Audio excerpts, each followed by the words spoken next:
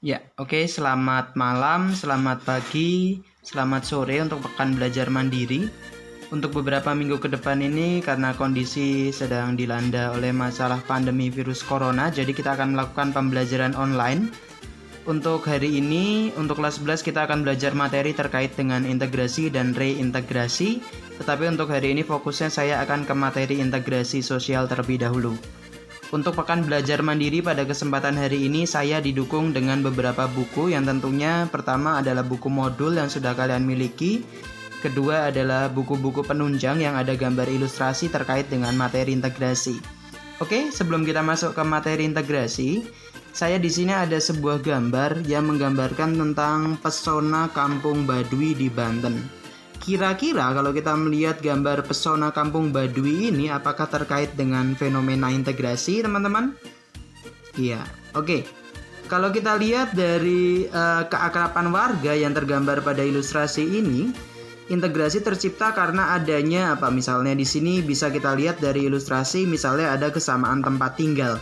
Berarti faktor geografis menjadi salah satu faktor yang bisa mengakibatkan integrasi muncul di masyarakat. Kemudian nanti kita akan melihat juga ada beberapa ilustrasi di sini. Misalnya di buku saya tentang pekerja di Jawa Tempo dulu. Di sini ada beberapa gambar yang menggambarkan integrasi. Misalnya di sini ada gambar orang-orang yang sedang berkumpul. Apakah ini juga terkait dengan fenomena integrasi? Iya, ini juga terkait dengan fenomena integrasi. Misalnya persatuan di sini tercipta karena adanya kesamaan mata pencaharian. Itu bisa juga dikatakan sebagai fenomena integrasi sosial yang muncul di masyarakat. Nah, nanti untuk hari ini kita akan belajar mengenal lebih banyak terkait fenomena integrasi dari beberapa gambar ilustrasi yang akan saya berikan. Yuk kita lanjut ke materi berikutnya. Oke teman-teman, masih berbicara tentang fenomena integrasi yang muncul di sekitar lingkungan kita. Oke, kalau kita lihat pada gambar yang tertera di sini, kira-kira integrasi yang dimunculkan oleh gambar ini tercipta karena apa misalnya? Iya, oke. Misal yang ada pada gambar ilustrasi, ini integrasi tercipta karena adanya kesamaan tempat tinggal atau adanya kesamaan letak geografis dari suatu wilayah. Jadi ini adalah gambar pemukiman adat Baduy di mana warga di sana itu tercipta integrasi karena apa misalnya? Misal karena adanya kesamaan tempat tinggal, kemudian mungkin juga bisa integrasi tercipta karena adanya kesamaan norma-norma kolektif. Apa itu norma-norma kolektif? Yaitu kesamaan peraturan yang mengikat masyarakat adat itu hingga menjadi satu kesatuan yang kokoh. Jadi salah satu faktor pemicu integrasi salah satunya dipicu oleh yang namanya kesamaan norma atau peraturan yang ada di kampung adat misalnya. Misalnya untuk warga kampung adat tidak diperkenankan untuk menggunakan pakaian warna tertentu di hari-hari tertentu. Bagi yang melanggar akan dikenakan sanksi. Nah, jadi keikutsertaan warga untuk mengikuti segala peraturan yang ada di dalam peraturan adat itu termasuk ke dalam integrasi normatif yang akan kita bahas nanti pada materi berikutnya. Oke, kemudian selain adanya kesamaan letak geografis, integrasi sosial yang tercipta di masyarakat misalnya ditimbulkan misalnya pada gambar ini. Lah, warga menciptakan integrasi semisal karena adanya kesamaan mata pencarian. Ini adalah salah satu mata pencarian warga terutama untuk laki-laki di kampung adat Baduy, yaitu menjadi seorang peladang atau menjadi petani. Jadi di sana itu integrasinya masyarakatnya homogen. Jadi tercipta karena adanya kesamaan mata pencarian warga yang mayoritas bergerak di sektor agraris. Jadi warga Baduy itu secara integrasi mereka kuat karena mereka gotong royongnya tinggi dan mayoritas homogen dalam hal profesi. Jadi mereka itu memiliki profesi yang sejenis yaitu dalam bidang agraris, pertanian atau perladangan begitu. Di kampung adat Baduy, jadi di sini contoh integrasinya saya ambilkan dari kehidupan sosial yang ada di masyarakat Baduy Banten ya teman-teman ya. Oke, tadi kita lihat dari sektor pekerjaan. Jadi, selain dari sektor profesi, integrasi yang tercipta di masyarakat, misal bisa tumbuh karena adanya kesamaan adat istiadat misalnya. Di sini misalnya saya ambilkan gambar perempuan Baduy. Jadi di Baduy itu yang namanya perempuan dan laki-laki di sana tidak diperkenankan untuk sekolah. Jadi ada semacam integrasi normatif atau yang tercipta karena adanya peraturan adat. Jadi kalau kita lihat pada gambar ini, di sana mayoritas perempuannya tidak bersekolah. Jadi mereka menggunakan sistem belajar semodel homeschooling, tapi dari dinas pendidikan datang ke kampung Baduy untuk memberikan instruksi berupa mata pelajaran berhitung, menulis kepada penduduk perempuan. Jadi mereka secara formal tidak bersekolah. Jadi integrasi sosialnya di sana normanya adalah tidak memperkenankan warga untuk bersekolah. Tapi apakah kemudian dipatuhi? Ya, dipatuhi. Karena itu bagian dari integrasi adat istiadat yang ada di kampung Baduy. Iya, masih berbicara tentang contoh dari integrasi sosial sebelum kita masuk ke materi integrasi. Jadi selain di sana kehidupan masyarakat Baduy itu integrasinya tercipta karena adanya kesamaan mata pencarian dan aturan adat istiadat, secara gotong royong integrasi masyarakat tradisional yang ada di kampung Baduy bisa dikatakan cukuplah erat. Hal ini terbukti pada gambar ilustrasi yang dapat kita lihat di sini, di mana perempuan kebanyakan di kampung Baduy itu bekerja sebagai peladang dan menjadi ibu rumah tangga. Jadi mereka menjalankan double fungsi atau double burden kalau dalam sosiologi. Jadi selain bekerja di ladang, mereka juga mengurusi keluarga. Tapi apakah itu menciptakan integrasi? Ya. Jadi fenomena integrasi di sini tercipta karena adanya mereka memiliki satu, kesamaan profesi, dan dua adalah kesamaan nasib misalnya, bisa memperkuat integrasi masyarakat tradisional ini menjadi semakin erat. Oke, berbicara tentang contoh integrasi yang ada di kampung Baduy, misal dalam sistem pernikahan. Di dalam masyarakat suku Baduy, integrasi sistem pernikahannya itu terjadi ketika orang dari kalangan Baduy dalam hanya akan menikah dengan sesama orang Baduy dalam. Sedangkan orang dari kalangan Baduy luar nanti akan menikah dengan orang dari Baduy luar. Nah, ini di sini kita dapat melihat gambar. Ini adalah contoh dari integrasi sosial yang tercipta di kawasan masyarakat Baduy dalam. Jadi Baduy dalam itu pakaiannya menggunakan pakaian berwarna putih dan hitam. Sedangkan kalau untuk orang Baduy luar sendiri, pakaiannya menggunakan pakaian serba hitam. Jadi perbedaannya muncul pada gambar ini. Nah, ini adalah gambar ilustrasi tentang bagaimana sistem pernikahan itu dapat memperkuat integrasi sosial yang ada di masyarakat. Jadi dari sistem pernikahan ini, mereka memperkuat integrasi dan gotong royong yang ada di masyarakat, sehingga norma-norma yang ada di dalam lingkungan adat itu tetap dipertahankan dan menjadi satu kesatuan yang utuh gitu ya teman-teman ya. Nah, itu tadi dari contoh yang ada dalam masyarakat adat Baduy. Jadi integrasi yang tercipta dalam kehidupan masyarakat Baduy itu selain diciptakan oleh kesamaan mata pencarian, mereka juga dipersatukan oleh ikatan-ikatan normatif atau ikatan adat istiadat yang mengatur dalam kehidupan mereka sehari-hari. Oke, itu tadi saya ambilkan contoh dari kehidupan masyarakat Baduy. Sekarang saya akan mengambilkan contoh dari sumber buku lain tentang bagaimana integrasi itu tercipta di masyarakat. Iya, oke, ini saya akan ambilkan contoh dari buku saya, Pekerja Jawa Tempo Dulu. Pada gambar dapat kita lihat, selain ada di masyarakat tradisional, ternyata yang namanya integrasi sosial juga dapat tercipta pada masyarakat perkotaan misalnya. Ini adalah gambar kehidupan masyarakat di Pasar Jowinangun, Magelang pada tahun 40-an.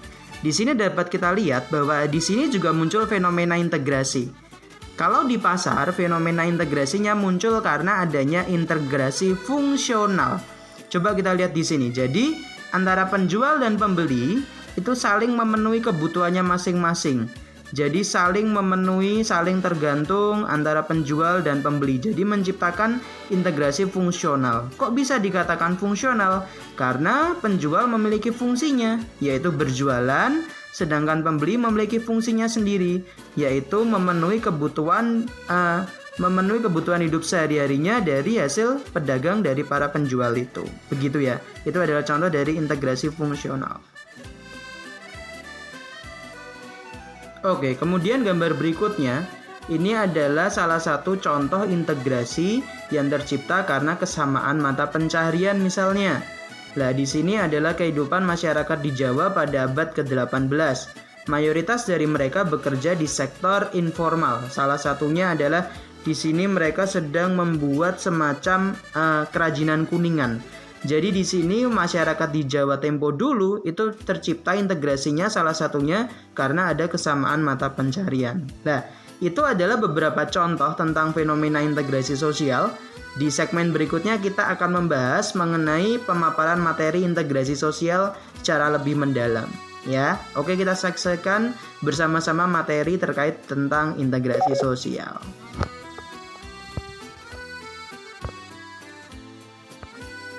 Oke, saya lanjutkan kembali.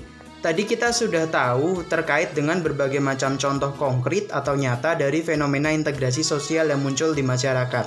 Nah, sekarang kita akan belajar materi integrasi sosial. Tidak lama-lama, mungkin hanya sekitar maksimal 10 menit untuk mengetahui materi integrasi sosial ini secara lebih mendalam. Oke teman-teman, kita lanjut ke yang pertama dulu. Terkait dengan pengertian, kira-kira apa sih pengertian dari integrasi sosial itu? Nah, menurut Kamus Besar Bahasa Indonesia, integrasi adalah pembauran yang menciptakan kesatuan. Jadi integrasi itu tercipta karena adanya kesatuan. Nah, karena di sini intinya kita belajar tentang integrasi sosial. Kata sosial di sini kita garis bawahi. Jadi yang dimaksud dengan integrasi sosial itu pembauran yang tercipta itu terjadi karena adanya interaksi sosial di masyarakat. Nah, dari interaksi sosial yang ada di masyarakat nanti, masyarakat akan berusaha kompak untuk memunculkan integrasi. Semisal tadi seperti fenomena di kampung adat Baduy. Kenapa kok masyarakatnya bisa terintegrasi atau bersatu?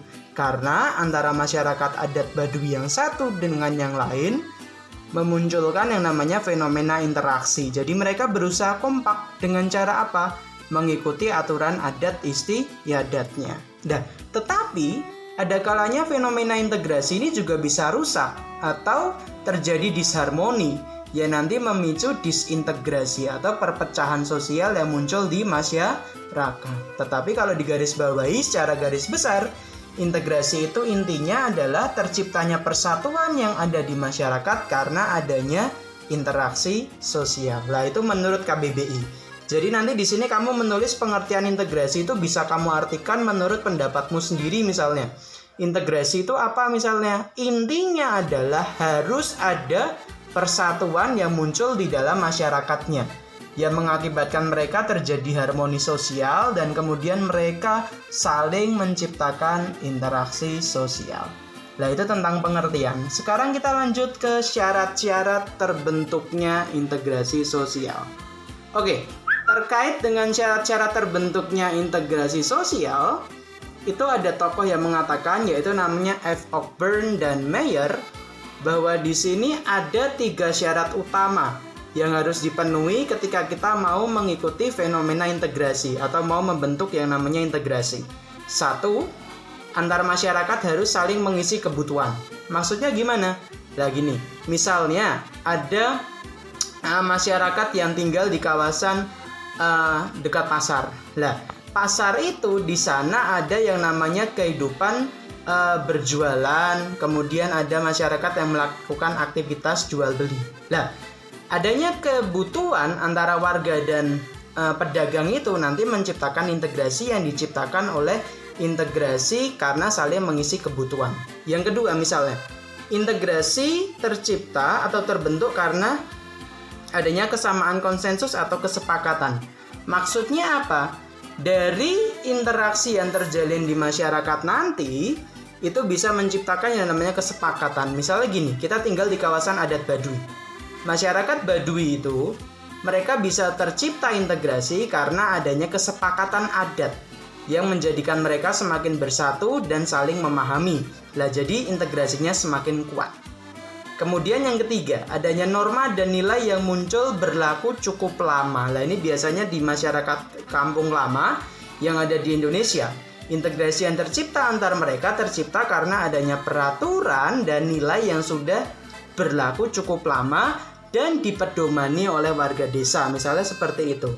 Itu adalah 3 syarat yang harus diikuti ketika kita ingin memunculkan yang namanya fenomena integrasi sosial. Oke. Kita sudah belajar terkait dengan pengertian, dan belajar tentang syarat terbentuknya integrasi. Nah, sekarang kita akan memahami tentang yang namanya proses terwujudnya integrasi sosial. Untuk proses terwujudnya integrasi sosial di masyarakat kita itu melalui 6 fase. Pertama ada konflik dulu. Maksudnya gimana sih? Oke, kita sudah belajar materi konflik dan kekerasan ini di bab yang pertama di semester 2 ini. Jadi di masyarakat itu harus muncul konflik sosial dulu. Konflik yang terjadi di masyarakat nanti memunculkan akomodasi. Saya yakin terkait dengan akomodasi kamu sudah paham. Akomodasi itu apa toh Pak? Yaitu upaya yang dilakukan untuk menyelesaikan konflik. Ketika akomodasi nanti sudah tercipta, otomatis akan memunculkan fase yang ketiga, yaitu tentang fenomena kerjasama. Kerjasama antar siapa? Ya antar masyarakat. Untuk apa? Untuk menciptakan fase nomor 4, yaitu koordinasi. Koordinasi itu apa toh? Koordinasi itu adalah semacam adanya konsensus atau kesepakatan yang coba diakui oleh kedua belah pihak, misalnya yang tadinya misalnya berkonflik agar mereka menjadi semakin baik. Nah, nanti koordinasi yang terjadi itu memunculkan fenomena asimilasi. Apa itu asimilasi? Asimilasi yaitu pembauran budaya di dalam kelompok-kelompok sosial. Lah, yang nanti bisa menciptakan fenomena yang nomor 6, yaitu fenomena terkait tentang integrasi sosial. Jadi ada 6 fase ya, diingat ya, ada 6 fase yang harus kita lewati ketika ingin mewujudkan integrasi sosial di masyarakat. Fase pertama adalah harus ada konflik dulu. Kedua adalah nanti dari konflik muncul akomodasi. Kemudian ketiga, dari akomodasi nanti menciptakan kerjasama. Kemudian kerjasama harus diperkokoh dengan adanya yang keempat, yaitu koordinasi. Dari koordinasi memunculkan asimilasi, yaitu pembauran kebudayaan kelompok yang berbeda sehingga menjadi satu kesatuan, baru menciptakan fenomena atau fase yang terakhir, yaitu fenomena integrasi sosial. Gitu ya teman-teman ya. Oke, setelah kita mengetahui terkait dengan proses terwujudnya integrasi sosial, sekarang kita harus mengetahui terkait dengan sifat dari integrasi sosial. Integrasi sosial di masyarakat itu disebabkan atau dimunculkan oleh 3 integrasi. Yang pertama adalah integrasi normatif. Integrasi normatif itu tercipta karena adanya kesepakatan atau rasa solidaritas antar warga. Contohnya gini, misal kamu tinggal di kawasan pemukiman adat atau pemukiman masyarakat tradisional. Jadi akan ada contoh-contoh dari norma-norma yang harus kamu pedomani agar integrasi sosial di masyarakat itu semakin kuat. Agar solidaritasnya kuat, kita harus mengikuti peraturan yang ada di desa itu. Misal seperti itu, agar memperkuat integrasi. Kemudian yang kedua tentang integrasi fungsional. Integrasi fungsional itu tercipta karena adanya ketergantungan antar kelompok masyarakat untuk mengisi atau saling memenuhi kebutuhan. Misalnya tadi, di masyarakat yang tinggal di sekitaran pasar misalnya, akan ada aktivitas jual dan beli yang membuat mereka menjadi saling terikat antara pedagang dan pembeli. Jadi mereka saling memenuhi kebutuhan. Jadi integrasi yang tercipta di lingkungan pasar tradisional itu termasuk ke dalam integrasi fungsional. Kemudian yang terakhir ada integrasi koersif. Kalau integrasi koersif sendiri muncul karena adanya pihak-pihak yang berkuasa dan biasanya melakukan paksaan. Misalnya dalam kondisi lockdown, akibat adanya pandemi virus corona misalnya, masyarakat kan dipaksa untuk tinggal di dalam rumah, seperti halnya di Italia. Jadi, siapa yang melakukan pemaksaan untuk mereka tinggal di rumah, lah itu adalah pihak yang berkuasa, yaitu siapa? Pemerintah misalnya seperti itu. Bagi warga yang tetap kongko-kongko, bagi warga yang tetap berada di kafe, tetap melakukan aktivitas di luar rumah, akan dipaksa untuk masuk ke rumah.